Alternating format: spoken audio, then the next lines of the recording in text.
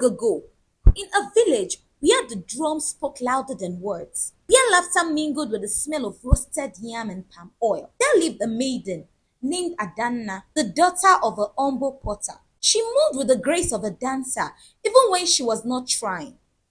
Her clay pot balanced effortlessly upon her head as she walked through the market square. The villagers said the gods had painted her skin with sunlight and her eyes with the calm of deep waters. When she smiled, even the wind seemed to pause and listen. Among those who noticed her was Chief Oba, the ruler of the land, a man of immense power, adorned with beads, wealth, and wives, yet burdened by an emptiness no gold could fill. Every time Adana passed, his gaze would follow her, steady, hungry, unspoken. And though she pretended not to see, her heart would skip. But there was something in that look that both frightened and scared her. One day, as she fetched water, her friend Iyabo teased her. Adana, she said, your beauty makes even the spirits restless. Look, see how the chief's eyes chase you again. Adana laughed shyly and said, oh, Iyabo, do you not put strange thoughts in my head? Do not do that. He's a ruler. I am but a maiden. But Iyabo only smiled. Even rulers are men, my friend, and sometimes it is not the crown that rules that out. Soon came the festival of rain, the grand celebration that marks the hope of harvest after a long dry season. The nights burned bright with firelight and the beat of 100 drums. The maidens danced in cycles, feet pounding the earth like thunder calling the clouds. Adana led the dance, her body moving as if the rhythm flowed through her veins. Her anklets chimed, her wrapper flared, and her joy was pure as wind. Then came the roar of thunder. The skies opened. Rain poured down like laughter from heaven. The villagers scattered, shrieking and cheering. But Adana stood alone in the center of the square, her arms lifted towards the heavens, drenched in rain and moonlight.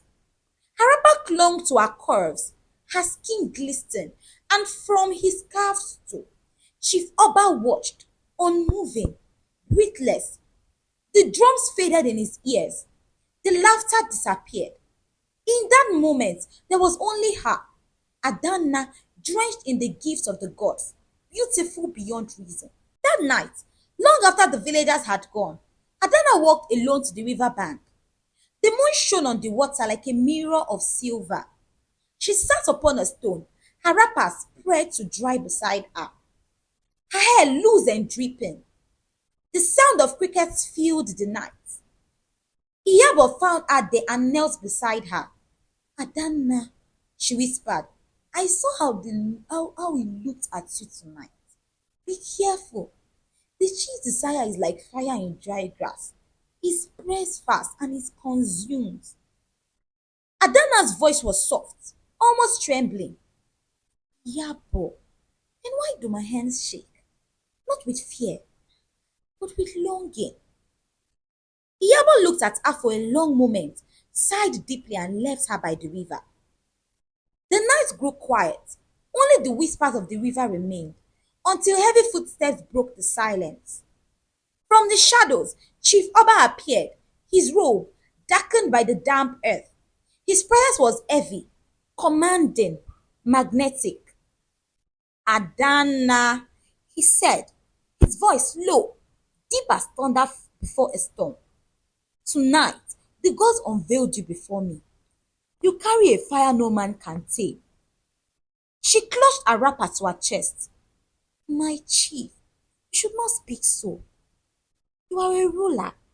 I am only a maiden. He stepped closer, gently removing his robe and draping it over her shoulders. To me, you are not only, you are everything. His hand brushed her cheek. She trembled, her breath catching in her throat. The world seemed to stand still. Even the river stopped to listen. Do you want me to stop? He asked, his voice a whisper. Her reply came like the flutter of a bird's wing. No, I do not want you to stop. And so, beneath the moonlight, Their lips met, softly at first, then deeply, hungrily. The robe slipped, the rain began again, and the drums from the distant village slowed to a heartbeat rhythm, the pulse of desire. She gasped, half covering herself, then let her wrapper fall, vulnerable yet unashamed. The chief pulled her close, and the night wrapped them in his shadows. When morning came, the sun rose pale and uncertain. The village buzzed with whispers. Some had seen footprints by the river. Others spoke of the chief's robe found near the water, but no one dared speak aloud what they suspected. Adana returned home silent, her eyes clouded like a sky before rain. The chief sent for her no more. The fire that once burned so fiercely now smoldered in secret, leaving ashes in its wake.